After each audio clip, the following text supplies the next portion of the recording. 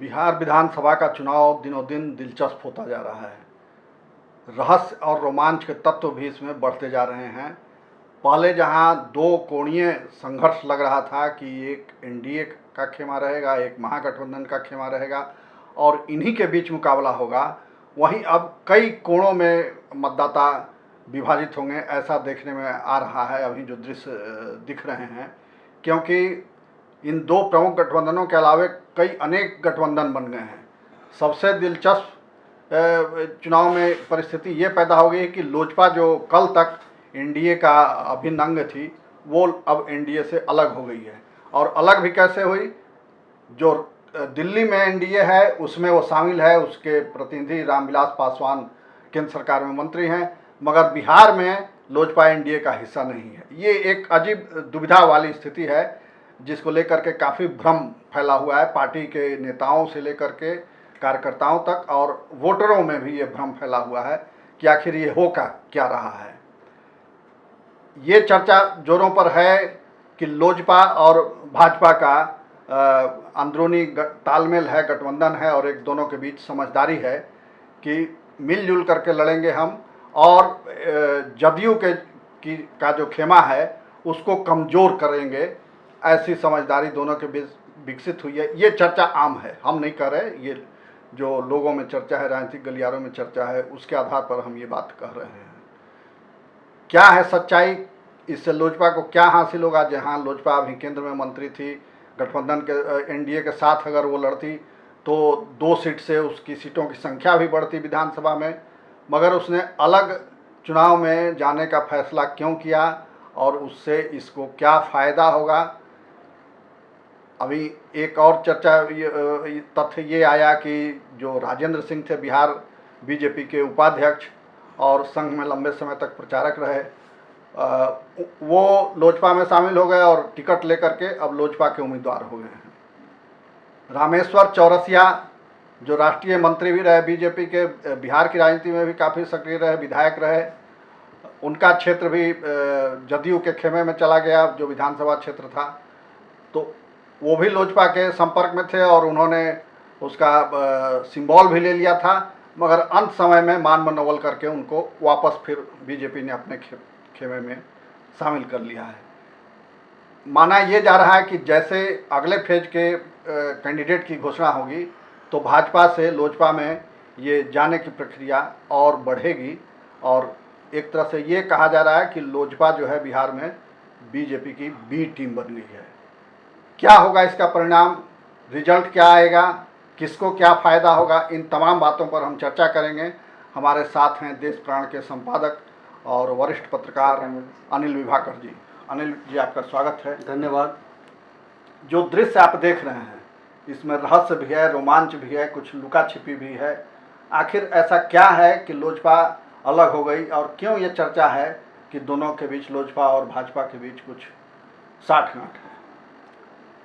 तो चुनाव के समय तो वैसे आमतौर पर बिखराव होता है गठबंधनों में, कोई नई बात नहीं है, लेकिन बिहार की जो परिस्थिति है चुनावी, उसमें लोजपा कई महीने से जदयू पर अपना दबाव बढ़ा रही थी, जो मुख्यमंत्री नीतीश कुमार को पसंद नहीं था। ऐसा माना जा रहा था, राजनीतिक हलकों में भी ऐसी चर्चा थी, आम लोगों में भी ऐसी चर्चा थी कि लोजपा भाजपा के इशारे पर ही नीतीश कुमार पर हमलावर है और दबाव बना रही है। लेकिन नीतीश जी ने भाजपा पर ऐसा दबाव बनाया कि लोजपा को बाहर जाना पड़ा।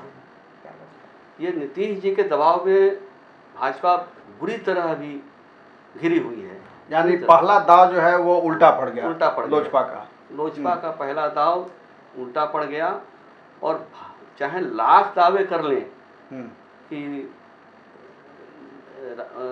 जदयू और भाजपा का गठबंधन जैसे चल रहा था वैसे चल रहा है, चलेगा, आगे भी मिलकर काम करेंगे। हकीकत यह है कि बिहार की जो भाजपा है वो जदयू के दबाव में बुरी तरह फंसी हुई है, और इसकी वजह से आप देखा होगा आपने, कल 3 बजे जदयू और भाजपा की प्रेस कॉन्फ्रेंस की निर्धारित थी, जी।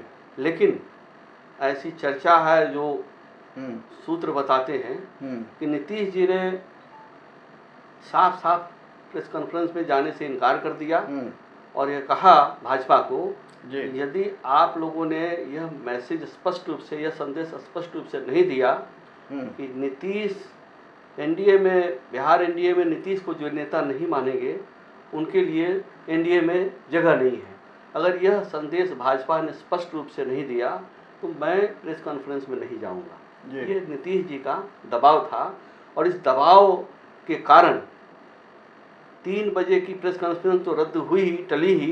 हम्म, बिहार भाजपा के प्रदेश अध्यक्ष डॉक्टर संजय जायसवाल को 44 सेकंड की प्रेस कॉन्फ्रेंस करनी पड़ी, महज 44 सेकंड की, अद्भुत है।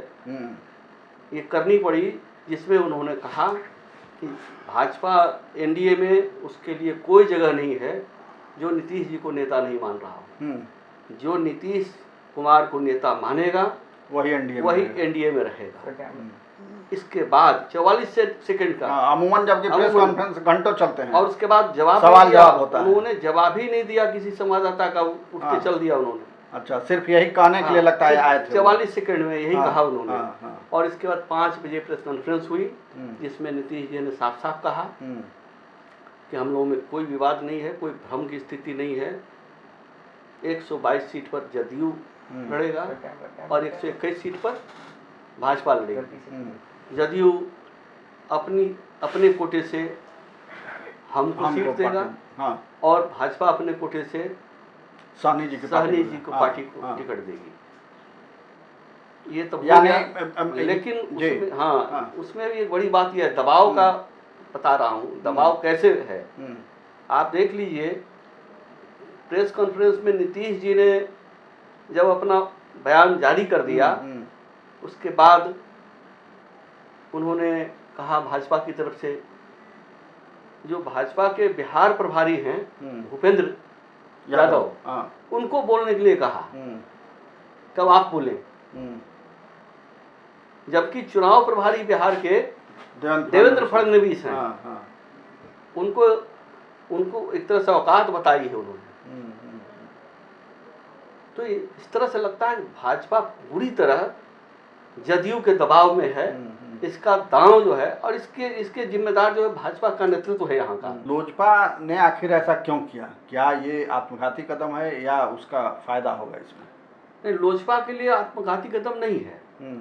इसलिए आत्मघाती कदम नहीं है कि लोजपा के बिहार में सिर्फ 2 विधायक हैं और अलग होकर लोजपा जब चुनाव लड़ रही है तो निश्चित तौर पर इससे ज्यादा विधायक उसके दल में होंगे, उसके जीतेंगे। उसके पास सीटों की कोई सीमा है नहीं। और आप देख रहे हैं असंतुष्ट जो हो रहे हैं भाजपा से, वो लोजपा की टिकट पर खड़े हो रहे हैं। उनके लिए द्वार खुल गया है। जैसे राजेंद्र सिंह की चर्चा भी आपने की है, तो इसी तरह रामेश्वर चौरसिया के बारे में चर्चा हो रही थी। और भी कई लोग हैं जो लाइन में लगे हुए हैं। तो उसके लिए तो लोजपा के लिए द्वार खुला हुआ है और इतना तय है कि 2 सीट से ज़्यादा सीट उसको आएगी चुनाव में। तो उसके लिए तो फायदेमंद है सौदा ये। और ये जो कहा जा रहा है कि लोजपा और बीजेपी के बीच कुछ अंडरस्टैंडिंग है, तालमेल है, इसमें कितनी सच्चाई है? मैं कह रहा हूँ तालमेल, देखिए शुरुआत में तो इसमें कोई संदेह नहीं है, मुझे लगता कि लोजपा ने जो दबाव बनाया उसके पीछे भाजपा है। वो भाजपा के इशारे पर ही उसने नीतीश कुमार पर दबाव बनाया, जदयू पर दबाव बनाया, नीतीश कुमार की आलोचना की, उस पर हमलावर रहा। इसमें तो और बीजेपी खामोश रही। हाँ, बीजेपी खामोश रही, इसमें तो लगभग तय है, इसमें कोई दो मत नहीं है। लेकिन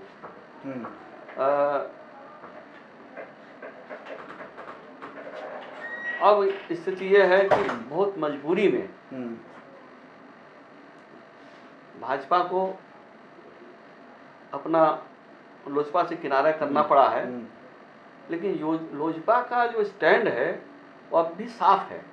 अभी तक अगर चुनाव में ऐसी नौबत आती है कि सरकार बनाने में भाजपा को कोई दिक्कत हो कहीं दिक्कत हो। केंद्र में भी तो है ही है साथ, केंद्र से तो अलग हुई नहीं लोजपा, सिर्फ बिहार में अभी अलग हुई है एनडीए से। तो उसने तो पहले भी घोषणा की है कि हम एनडीए के साथ हैं, हम प्रधानमंत्री नरेंद्र मोदी के साथ हैं। नहीं तो बीजेपी की मंशा क्या थी? बीजेपी क्यों लोजपा को संरक्षण दे रही थी? दिक्कत यह है, बीजेपी की मंशा यह थी कि देखिए बीजेपी, सवाल यहाँ देखिए आप, महत्वपूर्ण बात यह है कि बीजेपी को के केंद्रीय नेतृत्व को आखिर बिहार में चुनाव प्रभारी के रूप में अलग से देवेंद्र फडणवीस को क्यों भेजना पड़ा? बिहार के प्रभारी डॉक्टर भूपेंद्र यादव तो हैं, पहले भी थे, हैं, लेकिन एक चुनाव प्रभारी के रूप में भेजना पड़ा अलग से। मतलब यह है कि भूपेंद्र यादव पर केंद्रीय नेतृत्व को भी उसकी भूमिका पर बहुत भरोसा नहीं था, तभी एक भेजना पड़ा। लेकिन बिहार का जो नेतृत्व है वो चलने नहीं दे रहा है, देवेंद्र फडणवीस को भी चलने नहीं दे रहा। हाँ। और ऐसी परिस्थितियां बनी हैं कि केंद्रीय नेतृत्व भी इसमें कुछ कर नहीं पाया बिहार में। और नीतीश कुमार हावी हैं। नीतीश कुमार हावी हैं। केंद्रीय नेतृत्व के पास बिहार में कोई सीएम का चेहरा ही नहीं है, न बनने दिया अभी तक। फडणवीस ने तो अंदर खाने जो चर्चा है और राजनीतिक हलकों में चर्चा है कि फडणवीस ने साफ साफ कह दिया है कि बिहार में, बिहार का जो नेतृत्व है वही बीजेपी को अपने पांव पर खड़ा होने नहीं दे रहा है। बीजेपी को कमजोर करके बीजेपी को बी टीम बना के जदयू की, यहाँ का बीजेपी का केंद्र प्रदेश नेतृत्व ही नहीं रखा हुआ है, जिम्मेदार यही है। तो इसके लिए लोजपा को आगे करके और नीतीश कुमार को डिमोरलाइज करने की योजना थी, उनको दबा के रखने की योजना थी। बिल्कुल योजना थी। और वो योजना क्या अभी है या फ्लॉप हो गई? अभी तो फ्लॉप हो गई तत्काल। हाँ, मगर बीजेपी के जो विक्षुब्ध हैं, जिनका टिकट कट रहा है, वो तो फिर लोजपा की ओर मुड़ रहे हैं। स्वाभाविक है, जो बीजेपी से अलग हो जाएगा तो स्वतंत्र होगा कहीं जाने के लिए। उसके लिए सबसे अच्छी पार्टी अभी लोजपा है। और दोनों का जो तालमेल बड़ा अच्छा है और उसको ये मालूम है कि अगर मैं जीत गया तो बाद में फिर हमको वापसी में बहुत आसानी है। यानी उसके दोनों हाथ में लड्डू है कि वहाँ तो है ही, अगर जीत गए तो फिर यहाँ भी हम शामिल हो जाएंगे, ऐसा होता ही है। तो ये यानी ये जो रहस्य रोमांच अभी है राजनीति का, ये आगे भी कायम रहने वाला है। चुनाव नतीजे पर सब कुछ निर्भर करता है। फिलहाल स्थिति यह है कि बीजेपी भारी दबाव में है जदयू के। जदयू में नीतीश कुमार की इच्छा और उसमें सुशील मोदी भी शामिल हैं। अच्छा, मुख्यतः सुशील मोदी ही मुख्य किरदार हैं राजनीति के बिहार में भाजपा के, जो बीजेपी को जिन्होंने पिछलग्गू पार्टी बना के रख दिया है। अच्छा, जदयू की पिछलग्गू पार्टी जो है बीजेपी हो गई है। मगर दोबारे नीतीश को महागठबंधन के पाले से खींच करके बीजेपी में लाने वाले भी तो वही हैं, सरकार बनवाने वाले भी वही हैं। तो ये तो पीएम एलिमेंट में बता चुके हैं। हाँ, ये कहाँ बोल रहे हैं आप? हाँ, ऐसी बात यदि करेंगे तो ये तो परिस्थितियां ऐसी थी, नीतीश जी को भी दिक्कत हो रही थी और दोनों की नाभिनाल मिली हुई है। सुशील मोदी और नीतीश कुमार दोनों की नाभिनाल जो है बिल्कुल मिली हुई है। अच्छा, उस सरकार में जब राजद और जदयू की सरकार थी तब भी मोदी जी जो है नीतीश जी से करीब थे, ऐसा नहीं कि उनसे दूरियां बन गई थी। और जब वहाँ संकट आया नीतीश जी पर तो उन्होंने पाला बदल लिया। जिन्होंने कहा कि मिट्टी में मिल जाएंगे लेकिन भाजपा के साथ नहीं जाएंगे, वो आज भाजपा के साथ हैं। राजनीति में कुछ भी होता है, तो ऐसी राजनीति फिर देखने को मिल सकती है।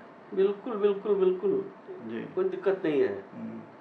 चुनाव के नतीजा पर सब कुछ निर्भर करता है। तो चुनाव का नतीजा क्या आता है उस पर बिहार की राजनीति निर्भर करेगी। और अभी जो रहस्य रोमांच की स्थिति बनी हुई है बिहार की राजनीति में, वो कायम रहेगी जब तक कि नई सरकार नहीं बन जाती है। और जो अंदरूनी राजनीति चल रही है, जो खींचतान चल रही है एनडीए के अंदर, उसमें पहले दौर के खेल में नीतीश कुमार भारी पड़े हैं बीजेपी पर, ये कहा जा सकता है। जो हमारे एक्सपर्ट थे अनिल विभाकर जी, उनकी ये स्पष्ट राय है कि चुनाव के बाद हो सकता है कि समीकरण बदल जाए और नीतीश कुमार मुख्यमंत्री न रहें, मगर वो सब कुछ इस पर डिपेंड करेगा कि किसको कितनी सीटें आती हैं। हमारी चर्चा यहीं समाप्त होती है। हमें दीजिए इजाज़त। नमस्कार।